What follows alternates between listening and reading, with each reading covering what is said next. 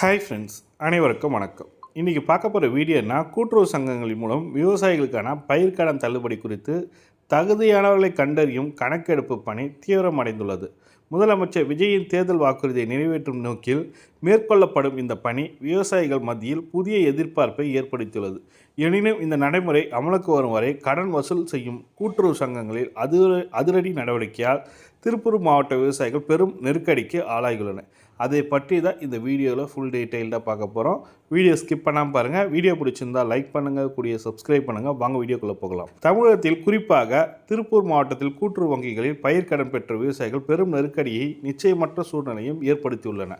விவசாயிகள் வாழ்வாதாரத்தை மையமாக கொண்டு தேர்தல் நேரத்தில் அளிக்கப்பட்ட முக்கிய வாக்குறுதியான கூட்டுறவு வங்கியில் பயிர்க்கடன் தள்ளுபடி குறித்து அதிகாரப்பூர்வ அறிவிப்பு இன்னும் வராத நிலையில் கூட்டுறவு சங்கங்கள் கடனை திரும்ப செலுத்த கோரி விவசாயிகளுக்கு அழுத்தம் கொடுத்து வருவதாக பெரும் கொந்தளிப்பை ஏற்படுத்தியுள்ளது சொல்லியிருக்காங்க. தமிழக முதலமைச்சர் விஜய் தனது தேர்தல் பிரச்சாரத்தின் போது 5 ஏக்கர் வரை நிலம் வைத்துள்ள விவசாயிகளின் கூட்டுறவு வங்கி பயிர்க்கடன் முழுமையாக தள்ளுபடி செய்யப்படும் என்று உறுதியளித்து கூட்டுறவு சங்க அதிகாரிகள் விவசாயிகள் வற்புறுத்தி நிலுவைத் தொகையை வசூலிக்க நடவடிக்கை ஈடுபட்டுள்ளன சொல்லியிருக்காங்க. விவசாயிகள் கோரிக்கை வச்சுருக்காங்க.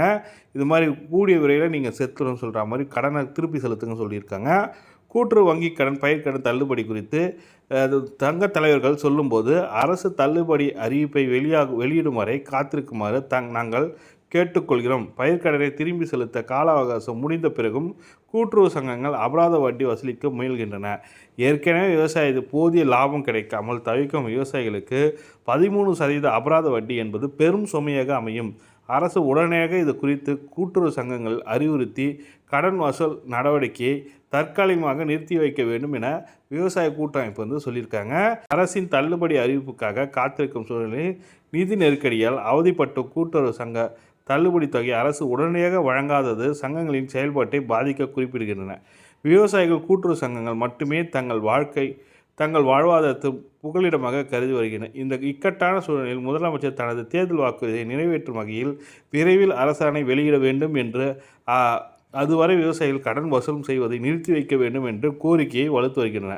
கூட்டுறவு வங்கியில் பயிர்க்கடன் பெற்றுள்ள விவசாயிகள் வழங்கப்பட்ட 12 மாத காலக்கெடு தற்போது முடிவுக்கு வரும் சூழலில் புதிய வேளாண் பருவத்திற்கான கடனை பெறுவதற்கு முந்தைய பழைய கடனை முழுமையாக அடைத்தால் மட்டுமே புதிய கடன் வழங்க முடியும் என்று கூட்டுறவு சங்க அதிகாரிகள் விவசாயிகளுக்கு கடன் அழுத்தம் கொடுத்து வருகின்றனர்.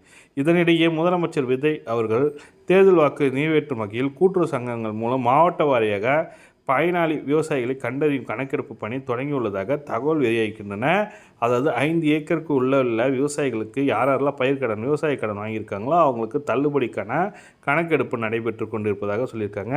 அனைத்து விவசாயிகளும் இதை காத்து தான் இருக்காங்க. என்னென்னா பயிர்க்கடன் தள்ளுபடி, விவசாய கடன் தள்ளுபடி எப்பொழுது கிடைக்கும்ன்றது தான் அனைவரோட எதிர்பார்ப்பும் இருக்குது.